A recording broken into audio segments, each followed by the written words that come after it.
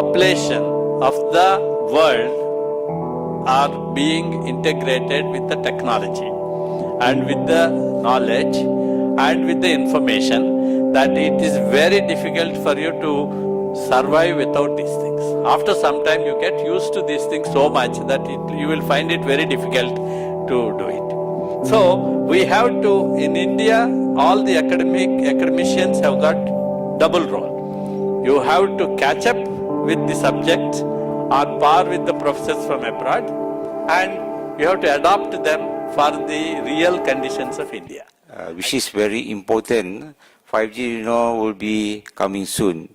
Currently we have 2G, 3G and 4G. So those happen, talking about horizontally, we are talking about increasing the broadband and the speed. When the 5G come in, it's a bit different. You're looking into not only horizontal and vertical. ITU have set, ITU is the International Telecommunication Union, coordinating all the activities related to this radio communication, including the mobile communication, has set the vision back in 2012-13 that 5G has to be more than what 4G can offer. So one of the things that the criteria set in the 5G is that to get the enhanced further the broadband. The 4G can provide the broadband already, but for 5G it should be enhanced further to get more capacity, not talking about the speed only, on the capacity. But there are other things that ITU says that it has to be ultra reliable, low latency, meaning that there will be a new use cases, not only for the broadband, but you're talking about vertical now. Like, for example, for the healthcare, remote surgery, or even the 5G, as they can support what you call the very high resolution, 4K, 8K, which means that we can do remote diagnosis. Doctor can be anywhere. They are looking into the cloud and so on. Okay, and then autonomous car is maybe somewhere because the low latency means you like a real time. Okay, I think one of the things important is maybe we can increase further the safety and so on. In the other area like agriculture, sensors is part of it. That's why another area that ITU said is the massive machine type communication, meaning the IoT or massive communication. So these are the three areas that I think the 5G can support. So it become horizontal to vertical. It open more industry, not only talking about telecommunication, but all the the automobile, the healthcare and so on. And I think it's a very good time that this conference been organized, and this because by 2020 5G will be commercialized. And I think I would like to congratulate the Vatican University, also the Vice Chancellor and also the University to initiating this, where is the first. I hope this will continue for the following years until 5G been implemented. Okay, thank you very much. Toward 5G evolution or revolution. So there is a question whether the 5G that we are moving next will be a evolution. That's what is happened before in terms of 3G to 4G, talking about enhanced broadband, or we are looking into evolution and also revolution, meaning that there will be other things besides just talking about the broadband. So with that, I would like to share this presentation today, just to answer what is the 5G all about. Okay, and second thing maybe is concerned with the what we call the standardization. Standardization means, as you know, that 3G is already global standard. It's coordinated by ITU. You go to everywhere, you can do roaming and all those things. Whereas when you compare before with the different first G, second G, that cannot be done. But what is the 5G? What is the standardization process been done to achieve those requirements? And also the spectrum. We're looking into 2G, 3G, 4G, the spectrum, if you look all below 6 gigahertz.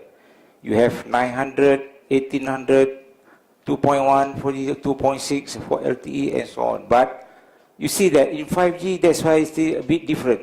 Whether the spectrum is still below 6 gigahertz or we are looking into a new things, new era, new spectrum. I would now start with Dr. Abdul Rahman to take over and then start the proceedings.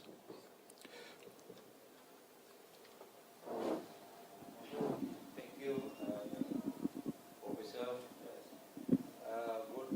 Very good afternoon. Again, I would like today, I would like to share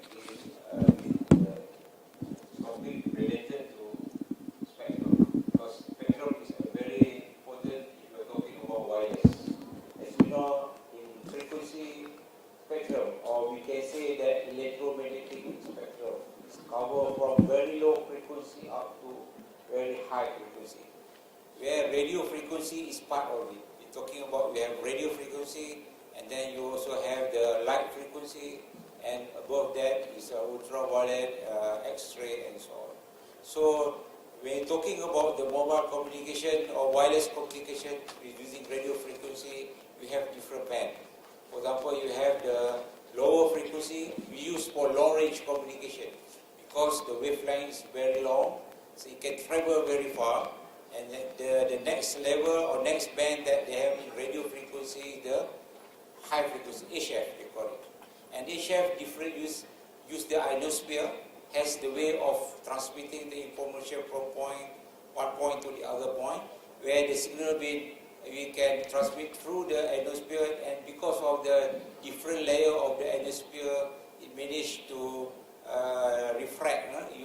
You are talking about refract, and then certain level you will reflect back to that. So you can communicate very long distance, but maybe up to 2,000 kilometers for the long range.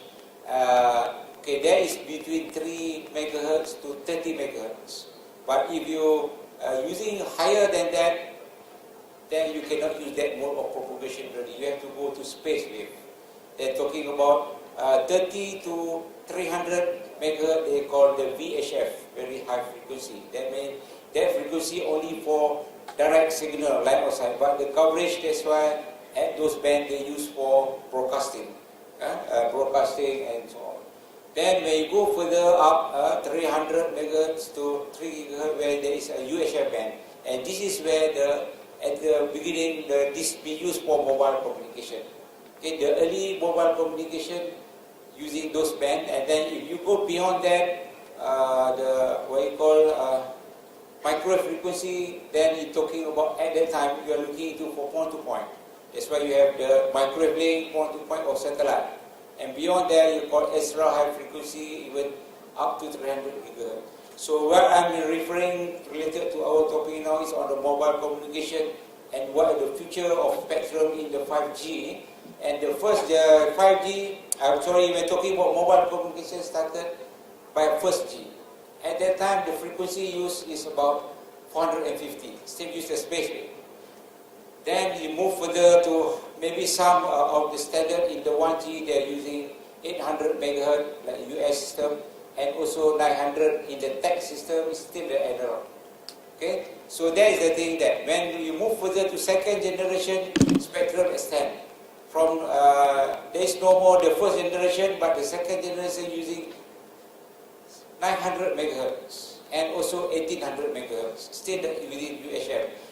The issue is that as you go higher frequency, your coverage becomes smaller because path loss is increased.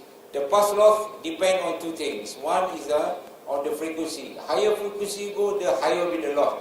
Path-free space loss, for example, from point A to point B, it depends on the distance, and also it depends on the frequency. Okay? As you go higher frequency, the coverage becomes smaller and smaller because the loss is higher. So I think in the first generation, mainly below 1 gigahertz. Second generation, you're looking into even 900, 1800, and 1800, and some part they are using in the 700 and so on. But when you come to 3G specifically frequency, they're looking at 2.1 gigahertz. There's a 3G. They're using the WCDMA technology. Second generation using TDMA, time division multiple access. But when you come to 4G, they're using the specifically the entry point for the LTE 4G is 2.6 gigahertz.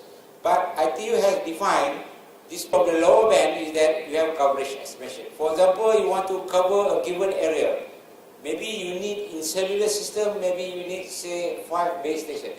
Because in the cellular system, every base station has to cover a given area, but the adjacent base station has to be overlapped. But of course, they are using different frequency. In cellular system, two concept. One, frequency reuse. That means the cell using the frequency within this cell has to be used again in another cell a bit different. The only constraint between that is the co-channel interference. As you can control the co-channel interference, you can reuse. And the second thing is the cell splitting. You want to make more channels, that means you have to split cell into smaller cell so that you can reuse closer. So that what revolutionized mobile communication when it started in 1980s. And from there, improved further. You see, every 10 years, new generation coming from first to second, third, and then the fifth is here. Okay, when looking forward for LTE 4G, 4G is already used 2.6, but it can also be refarmed, use several other frequencies. One feature of the LTE 4G is the, you're talking about LTE advanced, we meet the 4G requirement, it means what we call as a carrier aggregation. The requirement in the ITU for 4G is to be has 1 gigabit for low mobility, 100 megabit for high mobility. For you to get 1 gigabit, you need to have 100 megahertz of bandwidth. That's why the feature they add on to LTE Advanced in the spectrum, they can do carrier aggregation, which means LTE can support up to 20 megahertz. It can be variable because they're using resource block and so on. You can have 1.4, 3, 5, 10, up to 20. But when you want to achieve 1 gigabit, they have to do carrier aggregation. They can aggregate interband or intraband within the same band, or even you can take 2.6, 1.8, 900 aggregate to get the bandwidth. Second thing is that they need to have MIMO. MIMO was introduced. I think you were focused on the MIMO means you have more than one antenna. You know, in our LTE phone, today, that you have at least two antennas there. Base station 4. This is to increase the speed to get higher. In the LTE Advanced, they require at least 4 and 8. But in 5G, they are looking into massive MIMO. So that's the thing. So when you're looking further in the 5G, because 5G, the use cases or the example, one thing is that to enhance the broadband. That's why we need more bandwidth. No spectrum, if you taking to aggregate the lower 6 gigahertz 5G, there is no spectrum to get that amount of capacity. So they have to move higher band. That's why in the WRC 15 World Radio Conference, they have specified that potential band to be used for 5G beside below 6 gigahertz is the between 24 to 86. So this will be finalized and decided next year. WRC 19, where they will be finalized the millimeter wave band, which particular band will be used. So you can see that 5G, because to meet the capacity, to meet the bandwidth, will be band below 6 gigahertz and also above 6 gigahertz. Because 5G, as we know already, it caters 3 things. One thing is the enhanced broadband. Okay. Second thing is the what you call the low latency, ultra reliable low latency, okay, which is being 1 millisecond, which means there's some critical mission application. And the other one is the massive machine type communication, which means related to IoT. So to cater these 3 research areas, one thing is that you have to have, for IoT, massive connectivity, you need to have coverage. Okay, you are not concerned about the bandwidth. It can be, we're just sending about the temperature, sensors, everything, and then you need to have a wide coverage. That's why one of the band in 5G they're requiring is the below 1 gigahertz. Some potential band 700 and something that will be refarmed to use that. Second thing is that the mid band. The mid band to cater for, to enhance further the mobile broadband. So they are one of the things that you can see that spectrum they're looking is 3.4 to 3.8. But basically this band is also being used by satellite. So there will be some coexistence or something that has to be done to usage. Many countries have already reconsidering those bands for this 5G application in that. Besides, maybe there will be a refarming of some band below like 2.6 or so, or 900 or 1800. And the next band is the millimeter wave band. This one to cater for low latency, high capacity. That's one. And the beam inside the 900 megahertz will be the massive MIMO will be applied there. The beam will be the beam forming, will be implemented in there. And the advantage of the higher band is that basically you are looking into more spectrum, more bandwidth. You need to have at least 500 to 800 megahertz to cater for this requirement. And second thing is, I think the antenna size becomes smaller. So it is easy to implement massive MIMO. Because the size of antenna, you can have an antenna array of numbers of the thing. Okay? And that's why they are in the millimeter wave band coverage will be small cell. As I mentioned, they will be covering the large cell, we can say small cell and then ultra small cell to cater for these different use cases, for example.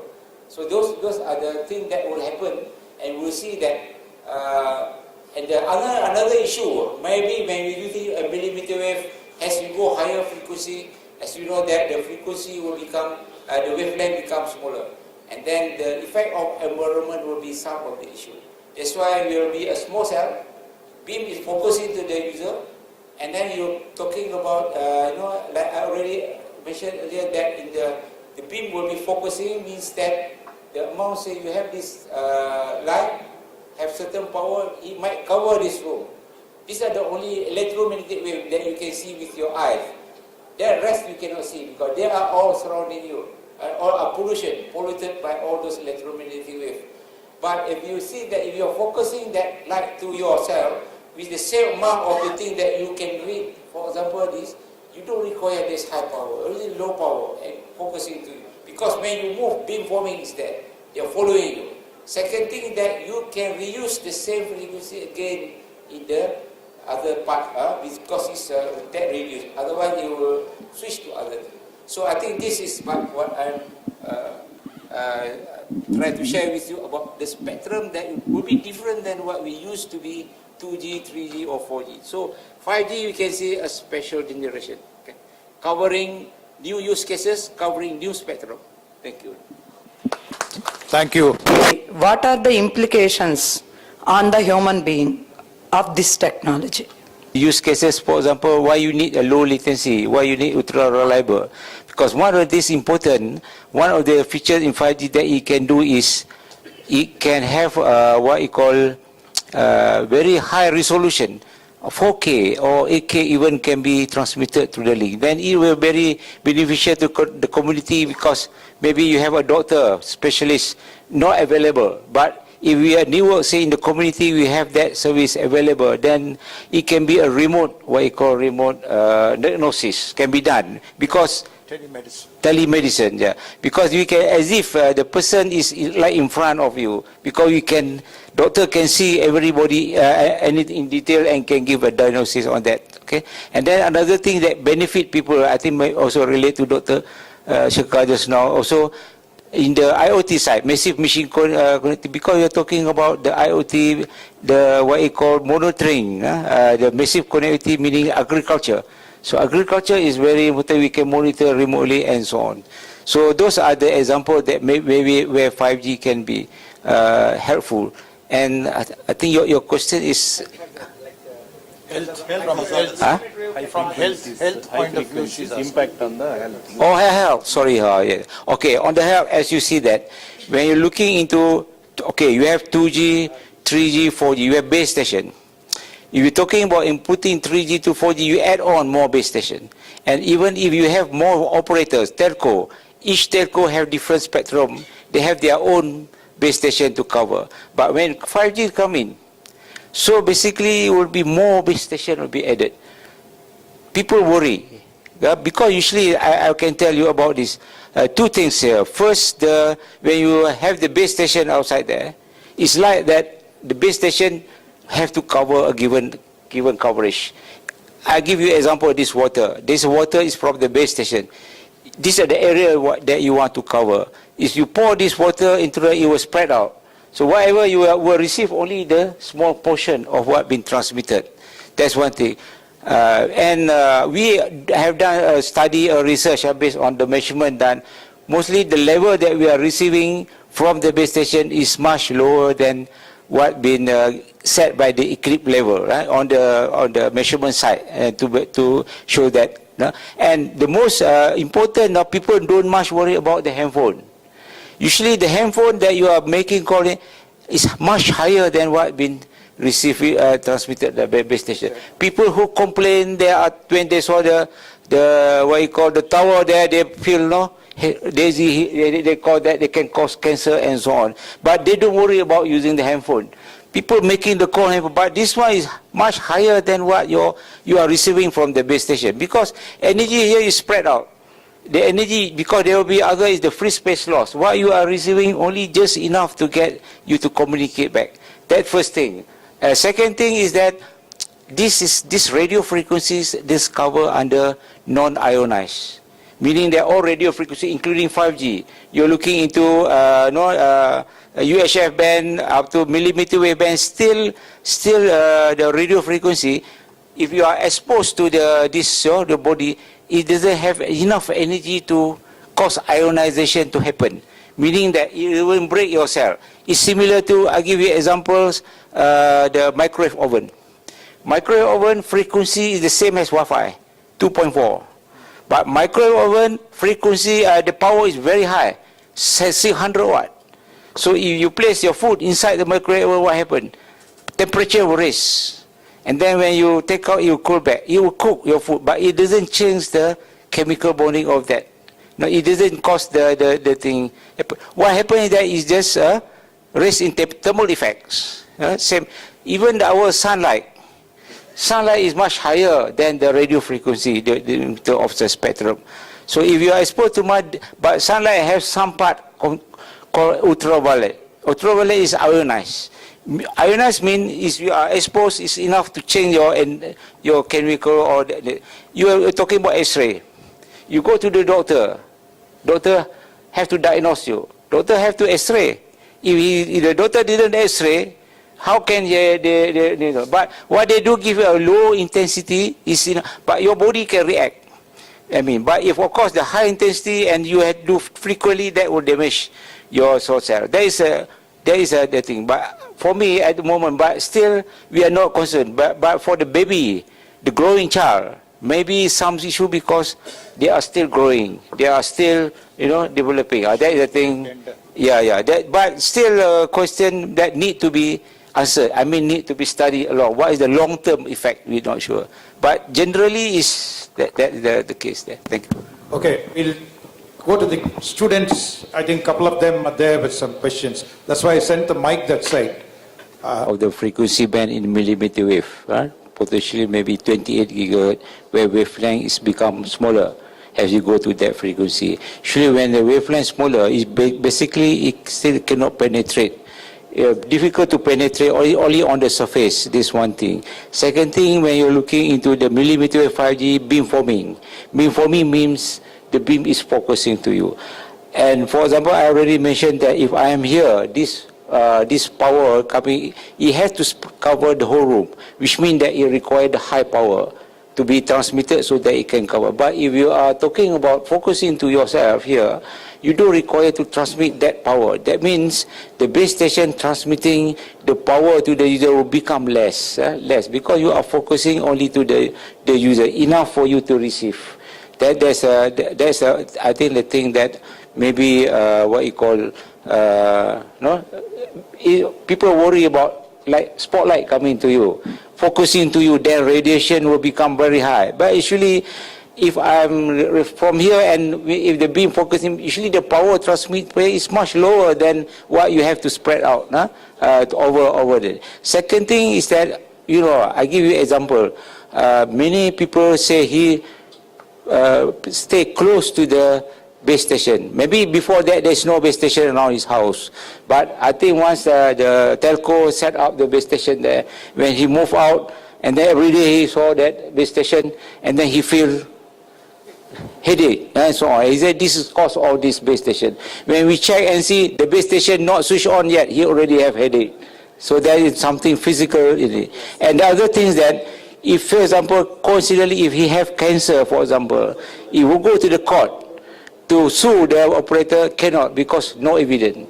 No study have shown that yet, that this, because in the court, you need to have the evidence. So that is the thing. But I think there is so far, also I can show you the trend, because I'm not a pro of the radio frequency, but anyway, that's to show that the study been made before cellular be introduced, and until the number of the what you call cancer same, even is low. It doesn't show the correlation between before and after that, which means there is not much evidence that been shown.